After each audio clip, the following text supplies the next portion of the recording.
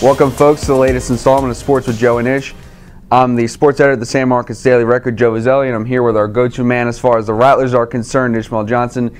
And Ish, both teams in action this past weekend, San Marcos and Texas State. And Texas State, they had a little bit of a lead there. They kind of let it back. You know, they let the Aggies back in the game, but they were still able to pull off a 37-29 road victory for their third road win of the season. Mm-hmm. Yeah, it's a little odd watching Texas State this year because they seem to be more comfortable on the road. It looks like facing adversity. You know, you take the Illinois game, probably should have won that, but you know, the Tulsa game, last week's game, this week's game against New Mexico State, and looking at the numbers. Another weird thing about this Texas State team is looking at the numbers from this game. They probably, if you look at the stat box, they probably shouldn't have won. So I don't know. That was really funny looking at the box score and then looking at the final score. Strange, and Tyler Jones kind of talked about it after the game. Was that, you know, ultimately it's all about the score. Yeah. But like you were saying, I mean, 639 yards from New Mexico State on offense. Really, the difference is, and why they're 2-7 this year, is they had committed 11 penalties. They had 2 turnovers and 2 missed field goals, that both of them makeable. And you know, that's what helps Texas State out. And you know, I guess you can look at it glass half full or glass half empty, depending on the way you want to go about it. Yeah. But you know, it's still a victory. It's a win they needed. Looking forward, and it puts them in a good position. That's win number 5. They're now 1 step away from getting to bowl eligibility. And you know, next week against Georgia Southern, you know, like we talked about last week, New Mexico State, that's a favorable matchup. Yeah. This one, not so much.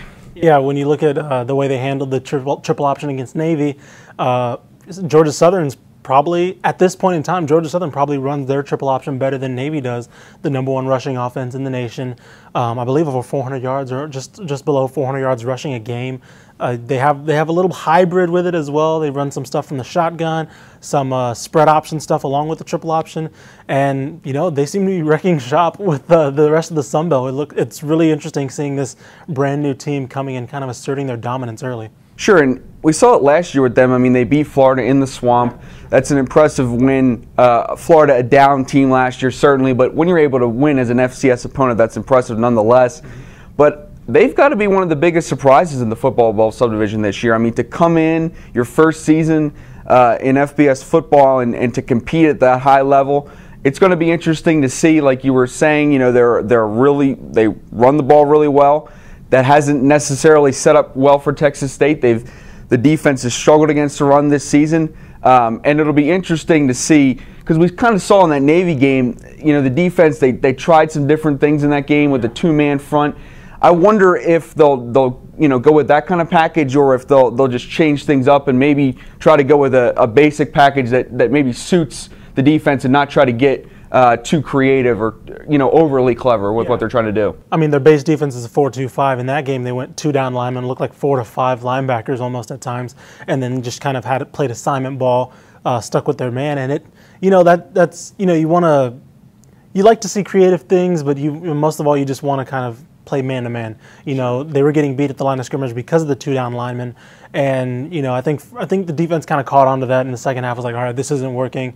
They tried to stop them. They tried to do some little adjustments on the fly, but it didn't really work out in the end. Who knows how they'll handle this one? I think they expected the Navy game plan to probably carry over, you know, for sake of preparation, but I think they're going to have to look at something differently defensively.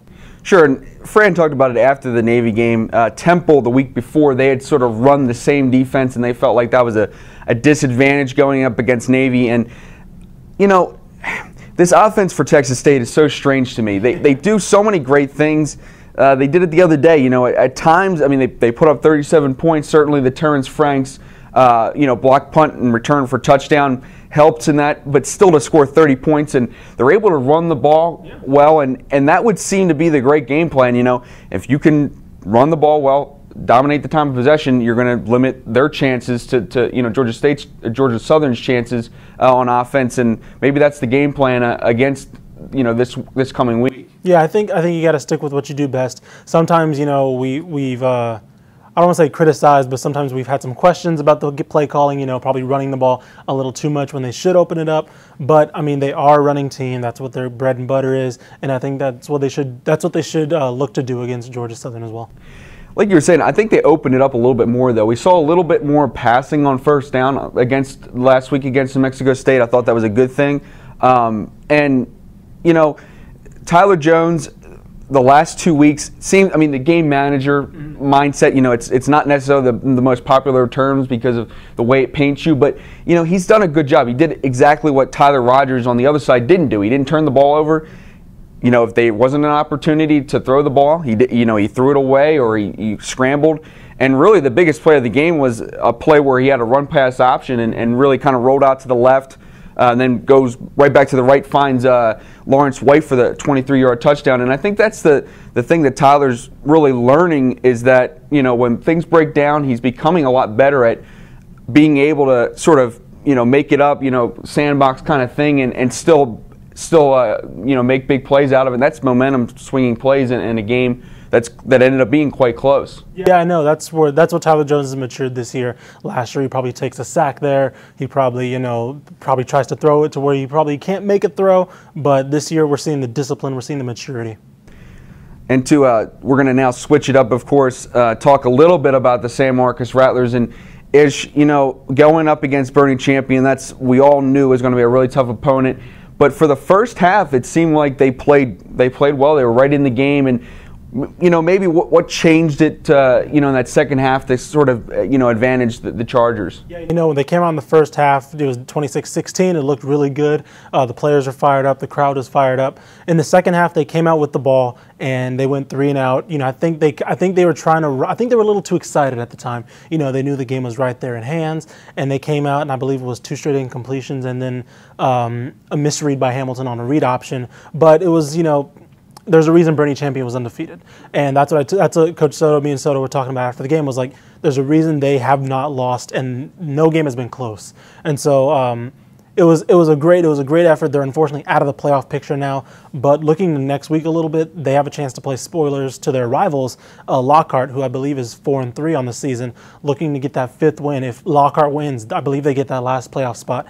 If they don't, they're in a 3-way tie, which, you know, San Marcos is gonna look to end the season on a high note, and might as well take out a rival too. That's always a good little tidbit to take with you. And it gives you momentum coming into the next season. Exactly. There's nothing wrong with, you know, knocking off a rival, eliminating from the playoffs. I mean, we see it with every team, you know, whether it's college, the pros, whatever it might be, you know, when you have an opportunity, even when you're not out of it, you know, everyone's fighting for spots, and you know, they got to get some momentum going into next year. They bring back a lot of talent next year, and so this could be a good chance for them to get into the off season and you know, get on a high note. You know, it's been rough at times for them this year, but I think they've shown some signs of being a team that maybe next year is the year for the Rattlers. You know, they had to kind of grow, this past year and learn how to win games. I think that's right. Next year is going to be the year, in my opinion, because this year, new district, you know, a lot of young players. The defense was really young. Only the second year under the defensive coordinator, still learning the system. I think next season is going to be a year where they can expect a big jump.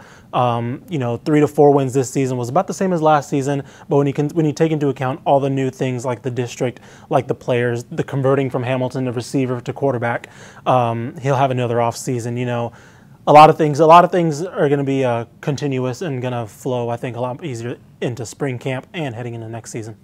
Well, that's it, folks. We're going to wrap up the latest installment of Sports with Joe and Ish.